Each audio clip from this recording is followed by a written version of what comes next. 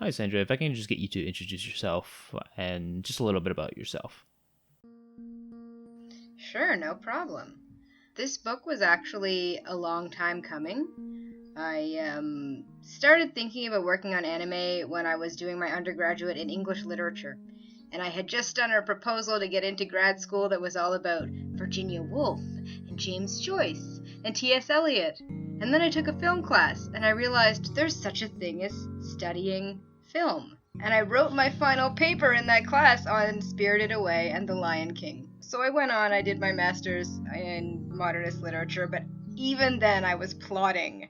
I'd said, okay, I was able to write this one paper on anime. I said, I can do this. So I proposed my dissertation on Japanese fan cultures. So for that dissertation project, I learned Japanese for 3 years at University of Manitoba. I took a bunch of courses in that. I moved to Japan, and I did the groundwork for my research on anime fan communities in Tokyo, to fan conventions in the United States, in Canada, and a couple years later I went to Seoul, Korea, and put all of what I had learned into this book.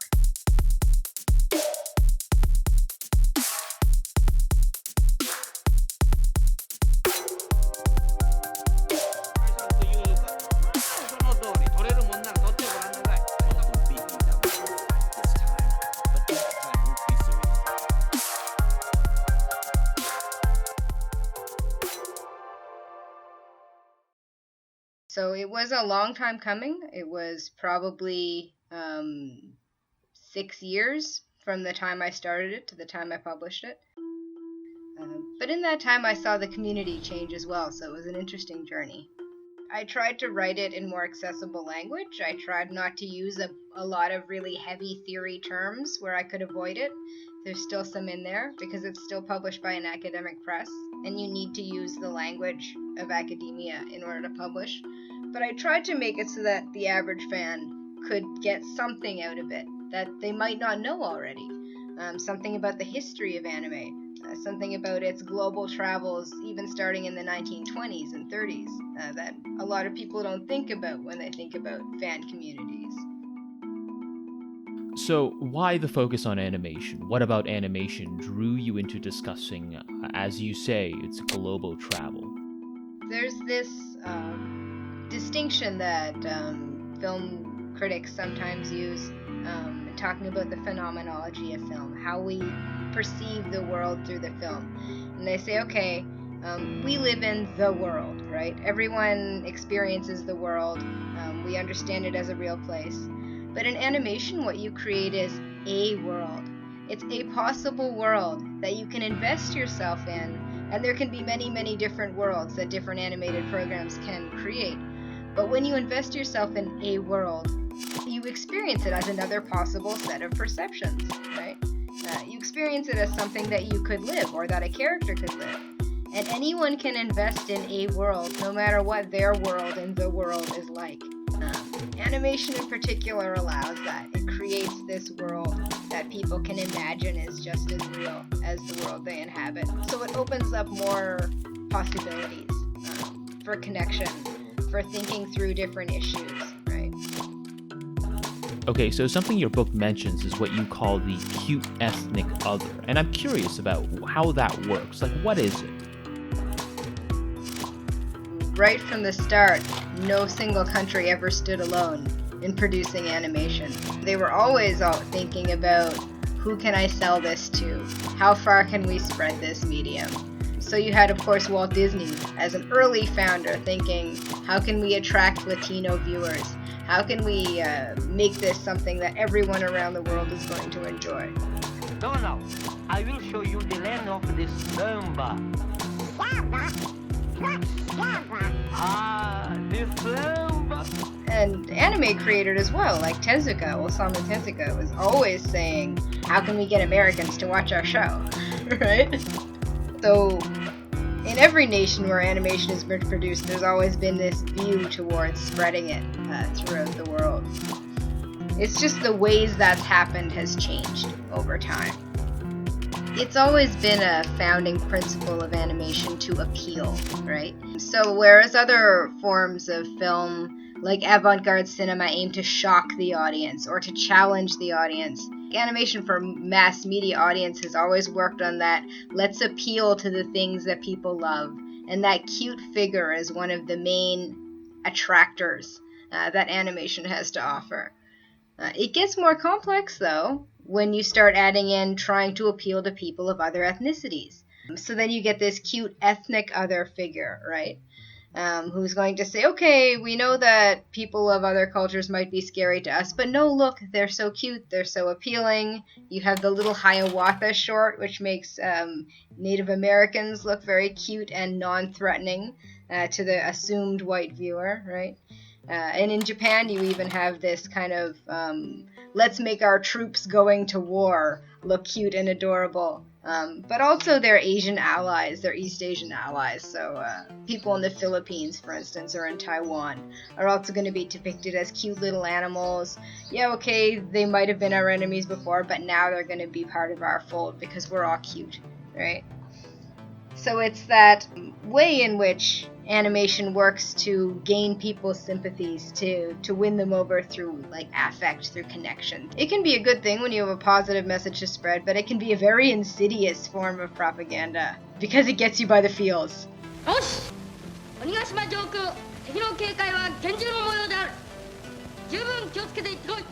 Do we still see this today? Like, do we have a contemporary version? I definitely think that instead of the animal figure nowadays, you have the moe girl figure as this new configuration of something that's different, something that might be other, something that we're trying to convince people to like, being refolded into cultural acceptance, right? So you have Gate. I studied Hetalia, Axis Paris Hetalia, but I also thought of things like Girls and Panzer, where they're like Panzer tank girls, being figured as cute. When I was in Japan, I noticed a lot of that in the otaku targeted shops in Akihabara.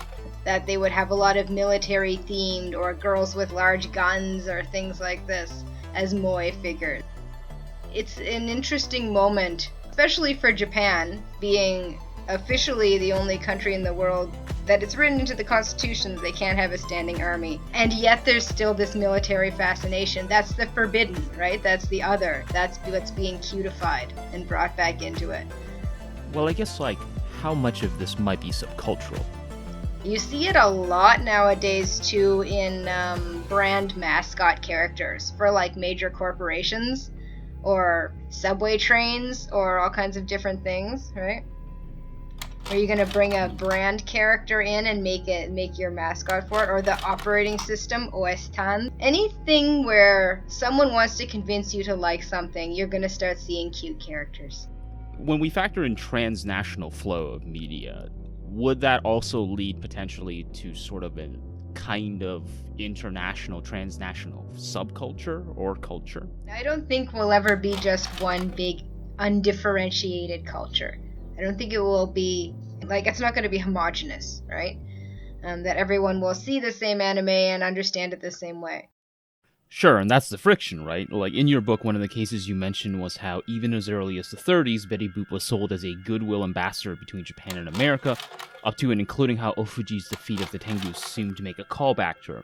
So it seems that early transnational flows have been around since the beginning, but do you believe that there's sufficient friction in the modern anime community that keeps fan communities nested apart, if that makes sense? What's really cool about the anime fan community is that you have fans who have seen the same show and understand it completely differently because they live in different places. And this leads to a lot of fights. You constantly see people arguing about their interpretation, about who their favorite pairings are, about whether this character should have lived or died, whether this character is actually the villain or they're the hero of the piece. Because they're coming to it from different perspectives. Their own personal politics, where they were raised, their age, gender and ethnicity also play a role. Friction is not necessarily a bad thing. Friction is the moment when you encounter someone who sees something so differently from you that you say, wow, how did they come to that idea? And then you start talking. Anime is a great sparking point for that because it comes from a very particular cultural context and then everyone receives it in their own way, in their own context. And they say, oh, wow. In Japan, do they believe this? Is that really true? and then the discussion begins. There are several possible futures for anime. I think we're still going to see a continuation of the kind of media culture works, the media mix, as Mark Steinberg calls it. So you're going to get the shows that have a million tie-ins with video games and light novels and manga and anime and films. But you're also going to see the continuation of the art cinema that can capture a mainstream audience in major art centers like New York and London and Paris, right? So, in this discussion of fan communities and global flows, where do you see the community going from here? And are there any challenges that you had to face in particular? I see it dividing up its audiences. It's like anime has become big enough as a medium on its own that it doesn't just have to target the fans, it can also think about a variety of audiences. In the same way that cinema, when it was first invented, was just an attraction for lower class people, right, who were seeking a thrill, and then became a medium that could have mainstream popular blockbusters, that could have art films, that could have children's films. I think we're going to see that kind of maturity in anime as a particular form of that. And when I first started writing the book, I talked to my advisor about these concerns that I had that, you know, I'm not Japanese, am I just being exoticist, am I like an orientalist, right? Am I just liking this because it's so unique and different? And what she said was, well, you know, why are you getting into the study of anime? And when I thought about it, it was not because it was something totally foreign, but because it was something very familiar to me from my childhood. Growing up during the Sailor Moon boom in the 90s, the Pokemon boom in the early 2000s. So for me, anime was a part of my childhood. It was the things that I loved, that I grew up with, that I watched when I was very young. And I think that a lot of people growing up in the late 80s, 90s, 2000s experienced a global media culture that gives us some sense of familiarity and grounding. There is this kind of grappling that anime fans are doing with living not just in a national moment, but living in a transnational and a cultural moment, where even things that should seem culturally foreign are culturally familiar.